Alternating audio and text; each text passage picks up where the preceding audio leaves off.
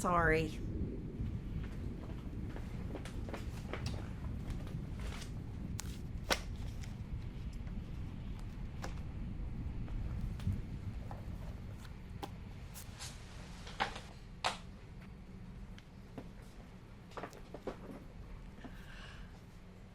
Question. 2 women escape from hell. Their fashionable dresses are immaculately preserved. Their limbs are unsoiled, despite their recent descent. Are you following me so far? One woman's face is perfectly clean. The other woman's face is covered with soot. Okay. The women look at each other. The woman with the clean face reacts with shock and dismay. Which woman rushes home to wash her face? Who are you? Take your time. I can only tell you what I told those other guys. I don't know anything. I'm in the dark. What other guys? It might help if I knew. The guys who pulled me into their car? The ones who trussed me up here and want to know where the money is? There's money involved? Missing money. That will definitely be helpful. Isn't that why you abducted me? I didn't abduct you. I'm here to set you free.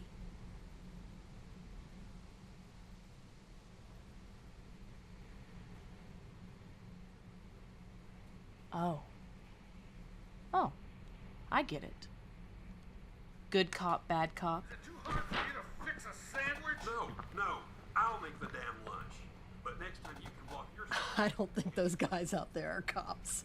No, I realize they aren't cops. I'm saying I know what you're doing.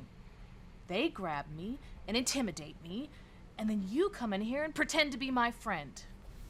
Is that what you think I'm doing? It was your bizarre opening question that threw me off. Figure it out yet? Just the good cop, bad cop part. No. The answer to my opening question. You were serious about that. What does that have to do with anything? It has everything to do with it.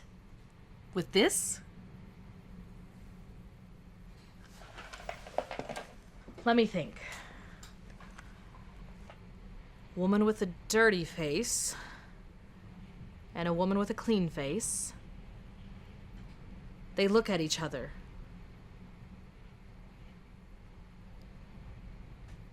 I guess it would make sense that the woman with the dirty face would go home and wash it. You'd think so, wouldn't you?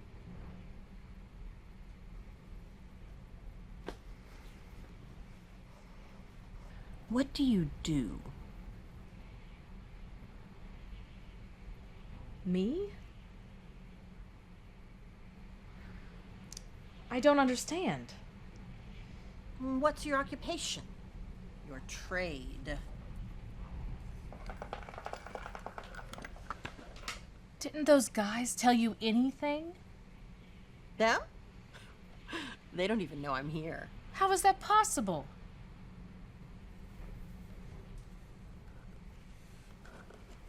Who are you?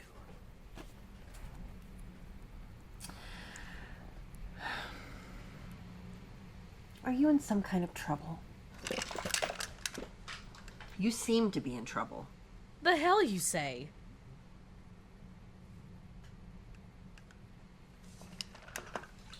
Can you take these off? Not really. But it's possible. You can take them off yourself, you know. Like a magician.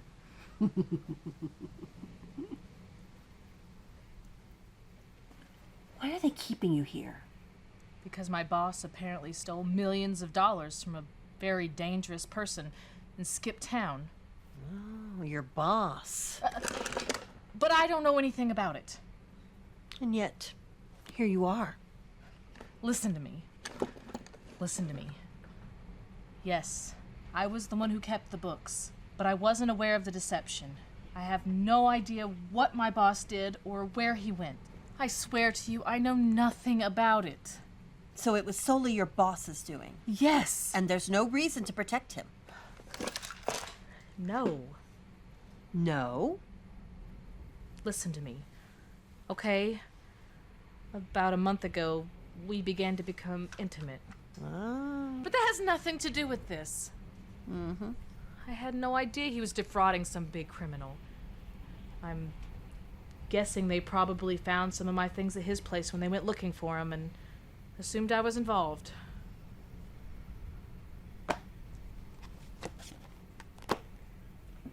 Men. Tell me about it. The source of all our problems. That's the way it is, isn't it? Makes my blood boil. We pay the price for the stupid things men do. And they leave us holding the bag. Just like the chaos I'm still trying to recover from. Left at my doorstep by my controlling gaslighter of an ex-boyfriend. Cretin!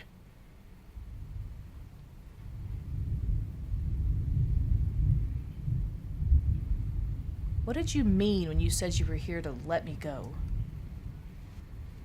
I said I was here to set you free. All right, but how?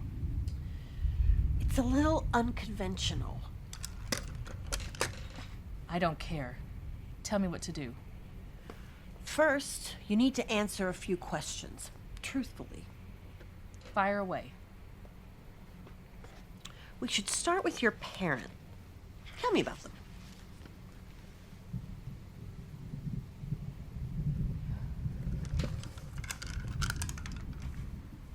Is that necessary? I'd say so. I'd rather not. Wait a minute. If those guys don't know you're in here, aren't you afraid they're going to come in here and find you? They won't see me. Won't see you? Like magic.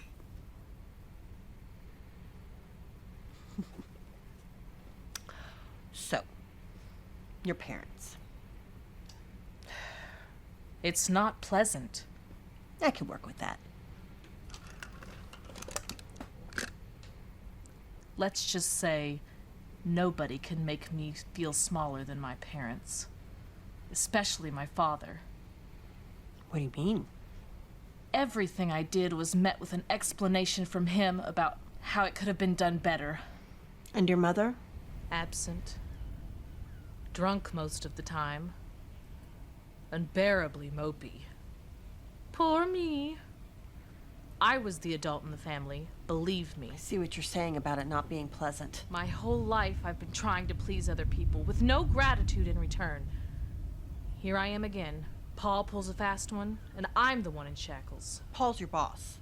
Right. That's important. He's probably on some South Sea island or other, safe and sound.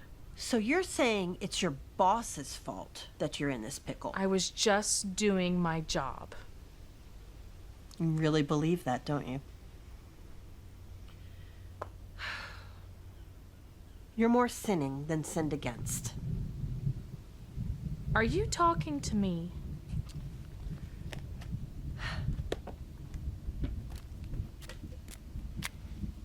I'd like to make a proposition that I would hope, as a fine, upstanding Christian woman, you would give due consideration. You're obviously not talking to me. I'd like to trade places with you. In what way? I'd like to enter your body. At the very same time you would enter my body. We'd trade places.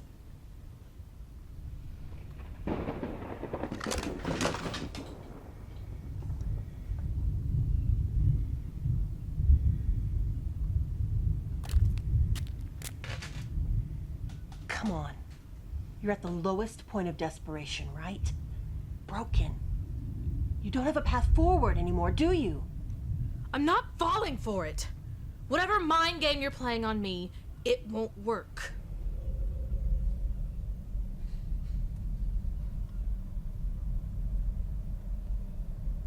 Okay, I'm vulnerable.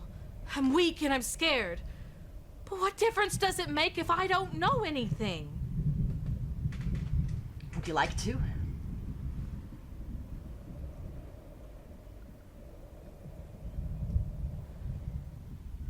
You're soul sick. But I still don't know where the money is. You need a resurrection.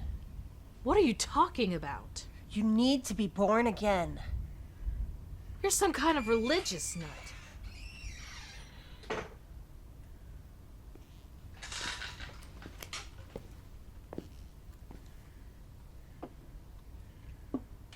I hope you've been doing some serious thinking.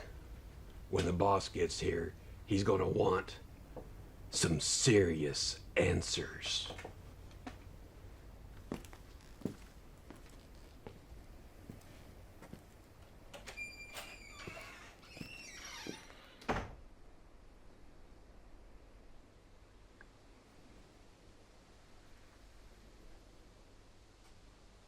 Okay.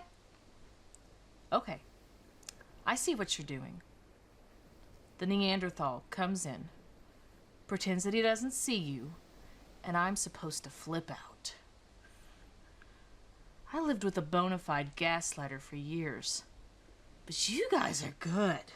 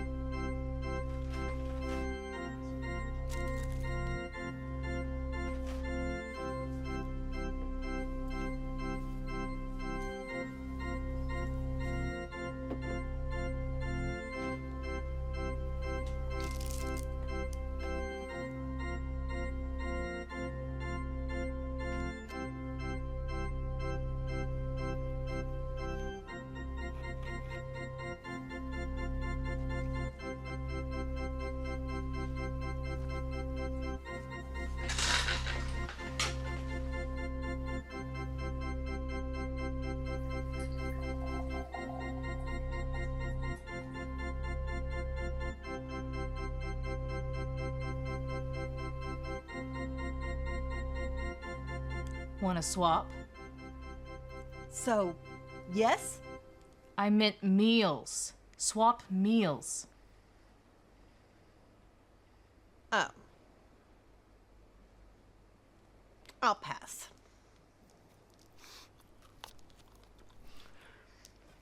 By the way, the correct answer to my question about the two women who escaped from hell, the woman with the clean face runs home to wash it.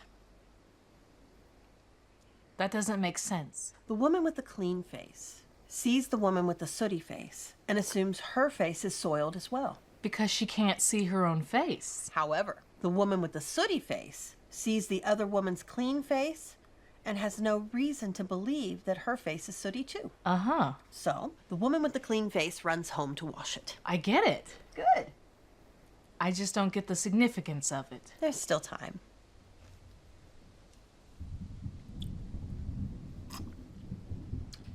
So, what do you think of my proposition? The trade. Come on. I know you're trying to disorient me for whatever sick purposes you have in mind, but you don't expect me to swallow that. What if it were possible? It's not. What if it were? It's still lame. Why would I do it? I don't know anything about you. What do you need to know? No. I mean, how would I know that if we traded bodies, I wouldn't end up in even more trouble than I am now? You imagine your situation could get worse? I didn't take you for such a pessimist. I'll pray for you. I didn't take you for such an optimist. Why an optimist? To think prayer, in my current situation, would make any difference at all. It can't hurt.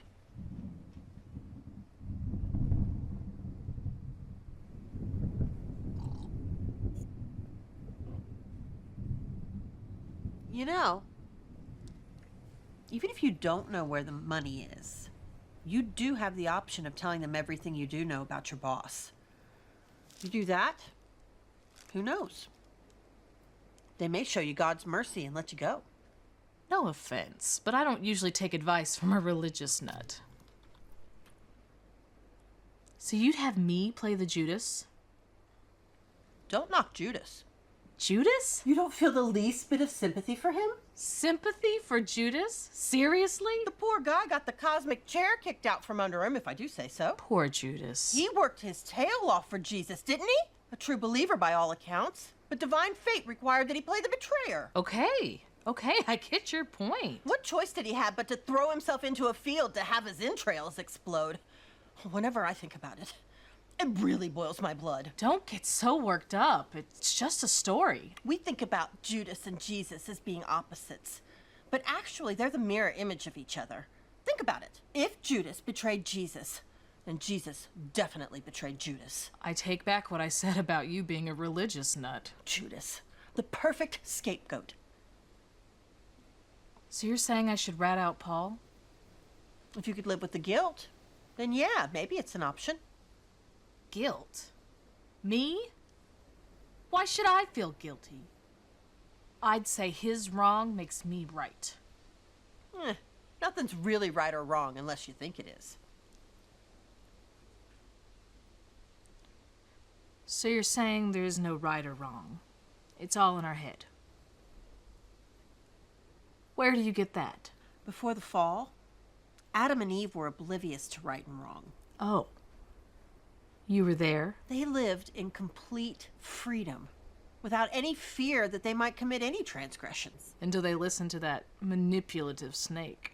Don't knock the snake. Seriously. What caused the fall of Adam and Eve? What was the original sin? I want you to put your hand on the table over there and brace yourself for the shock that you'll sustain when I tell you that I don't know and I don't care. Venture a guess. Come on, you knew about the snake. You must know the story. I guess... disobedience. The original sin was eating from the tree of the knowledge of good and evil. Adam and Eve thought that if they knew the difference between good and evil, it would make them as powerful as God. So...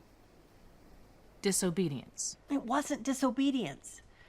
God expects disobedience. Disobedience is what gets you there. Disobedience is what gets you there? What cult did you come from? Cult? Well, I guess I could see where you would get that. You know, the whole thing is the fault of your hero, the snake.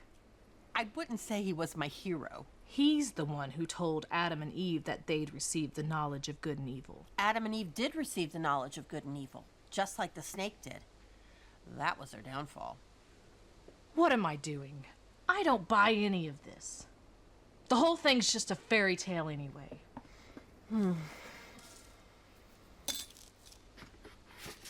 What are you doing?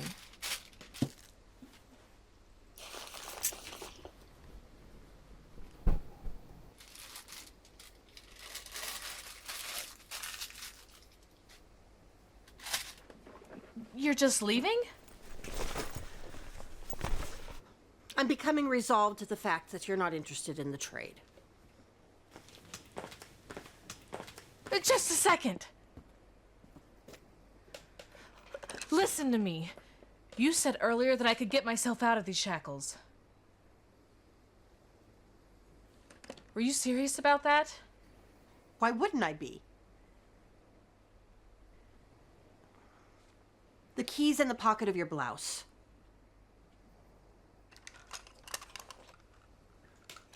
Why didn't you tell me in the first place? It was one of those things you needed to find out for yourself. Like Dorothy in The Wizard of Oz? Good one.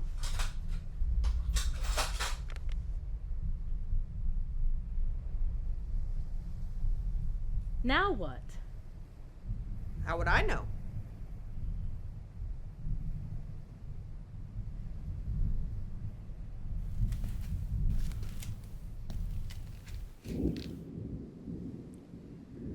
I wonder if you'll step aside so I can pass.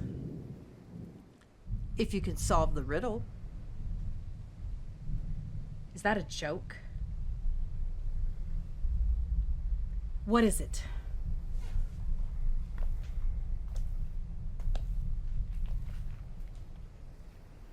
Two women escaped from hell. Their fashionable dresses are immaculately preserved, and their limbs are unsoiled despite their recent descent. One woman's face is perfectly clean, and the other woman's face is covered with soot. The women look at each other. The woman with the clean face reacts with shock and dismay. Which woman hurries home to wash her face? Wait. The woman with the clean face sees soot on the face of the other woman and thinks that her face is sooty too.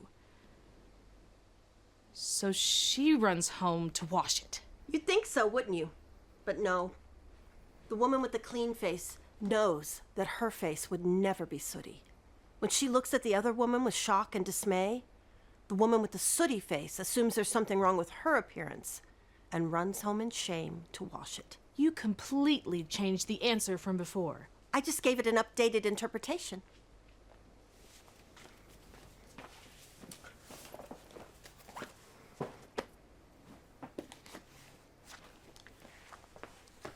So you're not letting me go?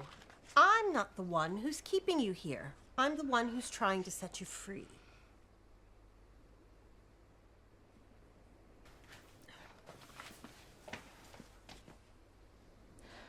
Those thugs are probably right outside that door.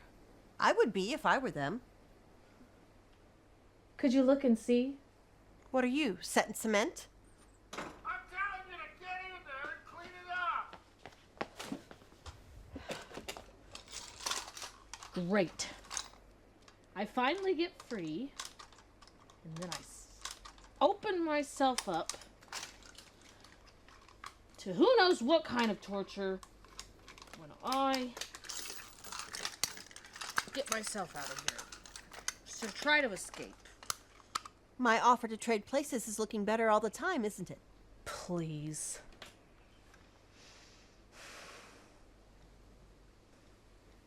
What would you gain by taking my place? In the short term, it looks like I'd have something of a storm to weather. But long term, I'm betting the skies would clear. What would I gain? Perfection. Of course. What makes you so perfect? I'm not cursed with the knowledge of good and evil. For crying out loud. Humans don't have the knowledge of good and evil, okay? If we do, then why is there so much misery in the world? 'Cause each person is cursed with the knowledge of their own version of good and evil, which they're sure is the true version.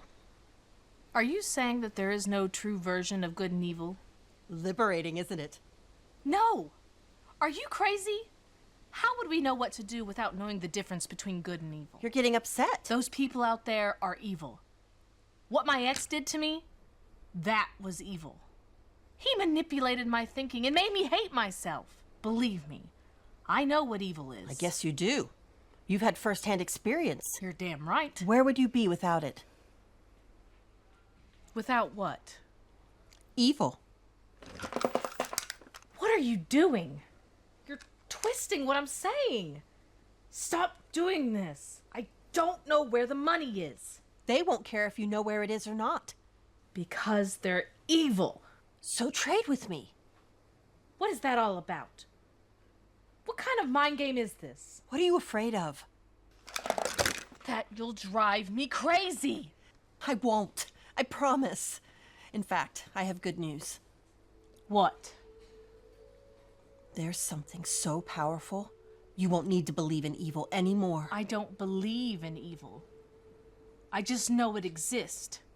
I've been the victim of it. I know of something so powerful, it makes evil cease to exist. What are you trying to do to me? What if there was only good? No evil. You don't get to have good without evil.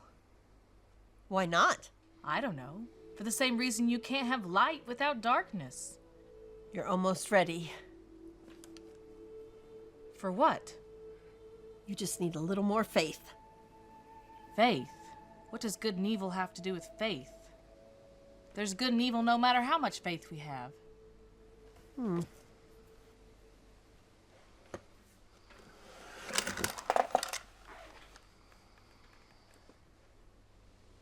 Have you ever thought of having a family?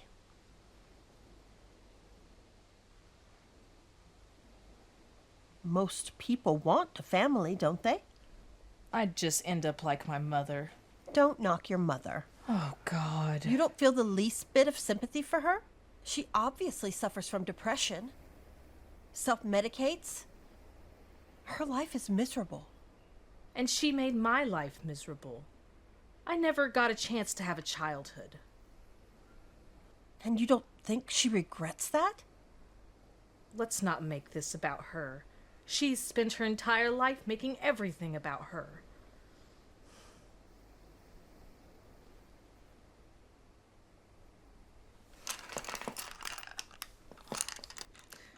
I wonder if I can take these off for a few minutes. They're rubbing my wrists raw. You have the key. Thanks for reminding me. Why do you think you'd end up like your mother if you had a family? I don't know. DNA, I guess. Afraid you'd marry someone like your father? I think I could manage to avoid that trap. Does Paul remind you of your father?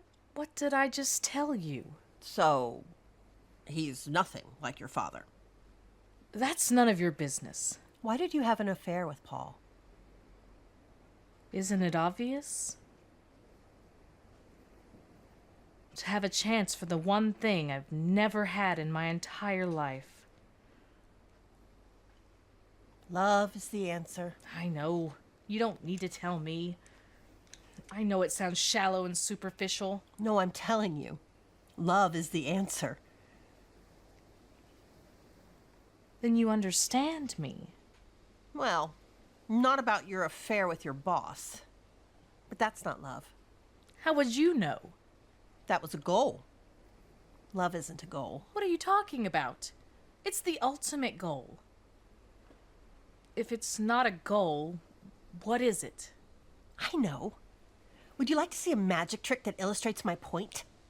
A magic trick? Why not? This trick is accompanied by a story. Let all who have eyes to see and ears to hear see and hear this. I hope that wasn't the trick. Once there was a lonely woman who was in search of love. She sought not the romantic love like you find on television or in the movies, but a love that would give fullness to life. A love so perfect that she would not only feel it, but see it, give it, and live it. She would love the world around her so completely that she would require no love in return. She wouldn't need it. And if it were given to her, she'd know how to accept it. Purely and absolutely.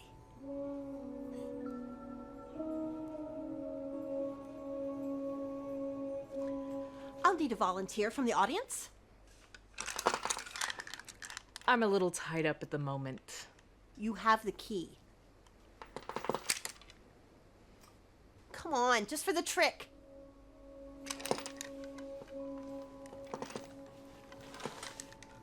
Because true love, in all its fidelity, exists only in a spirit of sacrifice, commitment, and contentment. Only those who are willing to relinquish their own identity, accept their own pain, and abide in all that love has to offer can truly experience its unending gifts.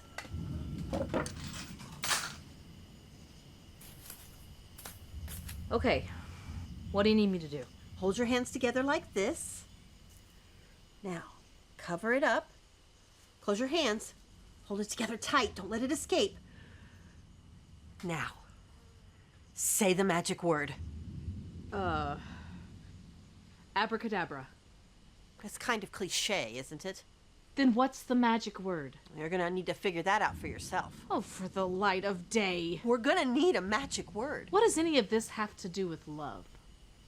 What keeps people from loving each other?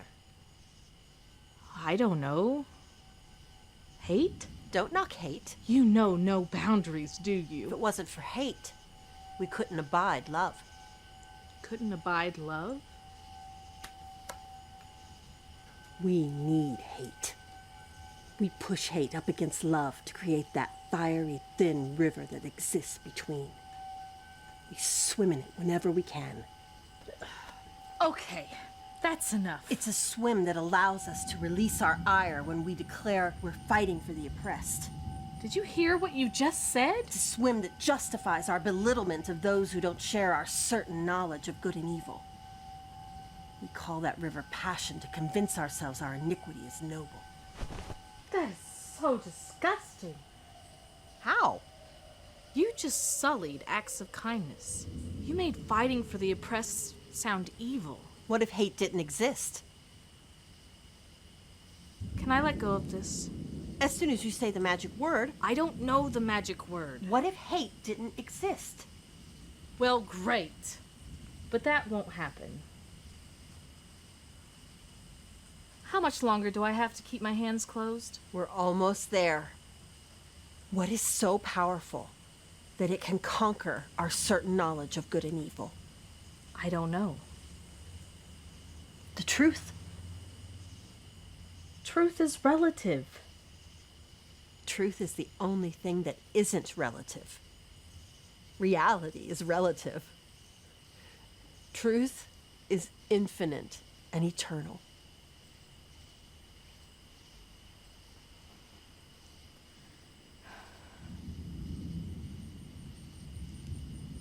What is it? What is the truth? I don't know. I knew it'd be something like that. Like what? A gigantic disappointment. A broken promise. Like, what if there was no hate? Only love. Like, what if there was no knowledge of good and evil? Only love. If we didn't know the difference between good and evil, existence would be total chaos. A bloodbath. It would be complete lawlessness. We wouldn't be able to defend ourselves, let alone defend the oppressed. Why would you want that? Because love isn't revealed in our battles. It shows itself in our acceptance. Think about it. What keeps us from loving each other? Just tell me. Answer me this. Without our scapegoats, without our passions, without our certain knowledge of good and evil, what are we left with? Fear. You just said the magic word.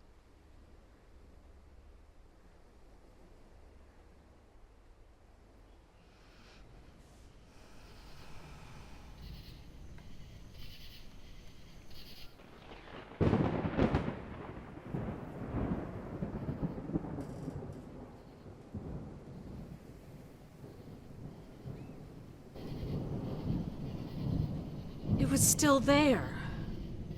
Voila! What do you mean, voila? I bet you weren't expecting that. It was supposed to disappear. Just because you let go of it doesn't mean it disappears. Why do you keep giving me hope? I can't take it.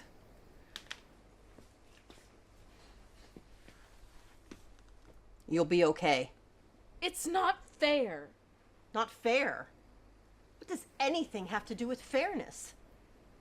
Do you really think, on balance, that life has been more unfair to you than anyone else? You're not miserable because life treated you unfairly. You're miserable because you think life's supposed to be fair. Fair, even comfortable. Please stop. Do you think life treated your mother fairly? Your father? Is it too much for me to want a little fairness? Of course it is. Seriously? Do you really want a life with billions of little scales all fairly balanced? That's not justice. That's blandness. Why are you telling me this? Justice isn't measured by scales. Justice is a wheel that turns, and it takes the innocent and the guilty with it. Life isn't about fairness. It's about how you choose to act in an unfair world. The judgment comes when the wheel stops turning. I'm not strong enough to live in a world like that. This is what hell is. There is no hell. Not like you mean. Hell is the invention of people who want to control other people. Hell is the suffering that happens when a person is incapable of love.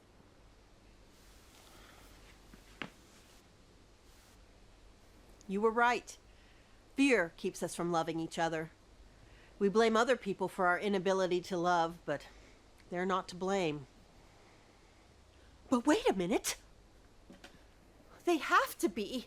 Because if it isn't someone else's fault, then, oh my God, it would be my fault. I couldn't live with that.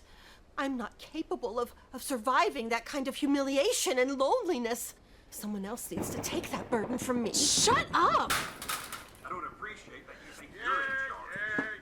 You're the one to make all the rules.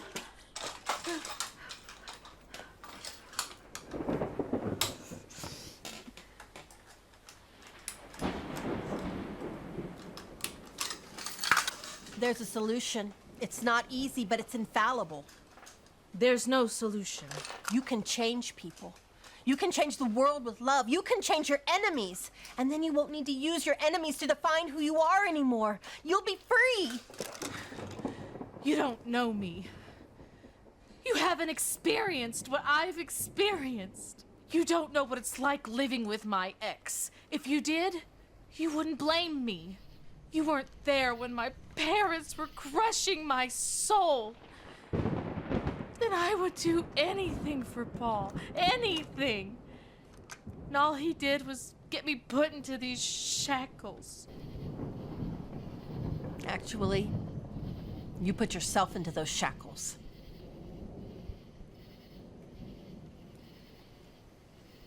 Twice.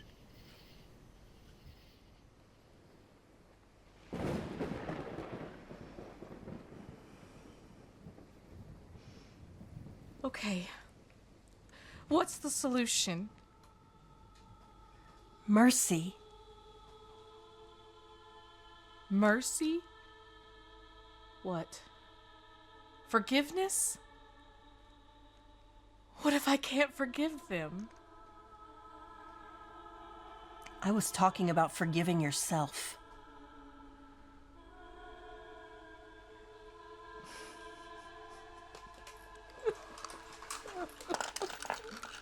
I told you it wouldn't be easy.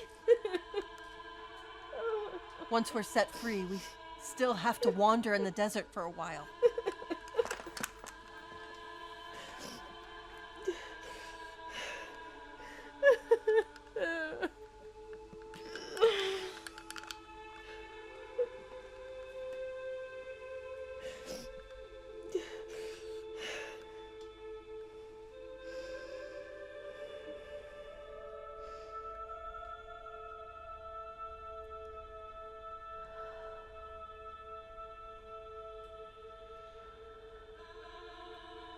I think you're ready now. Let me see.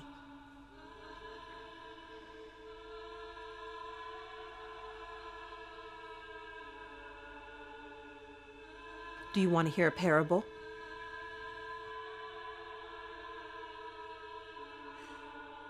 Two women escape from hell. Their fashionable dresses are immaculately preserved, and their limbs are unsoiled despite their recent descent. One woman's face is perfectly clean, while the other's is covered with soot. The two women look at each other. The woman with the clean face reacts with shock and dismay. Which woman hurries home to wash her face? Neither of them. They both stand at the mouth of hell and wash each other's faces.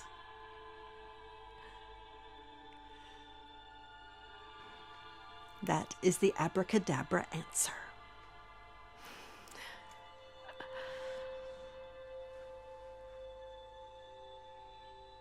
When the world tells us life is unfair, love heals it.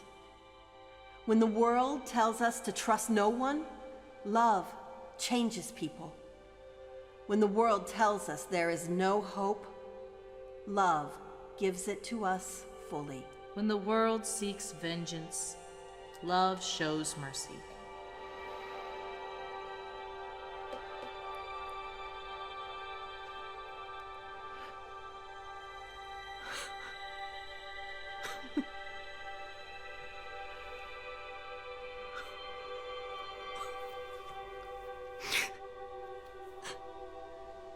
Thank you. Thank you. Forgive me for doubting. No need for forgiveness. Doubting's what got you here.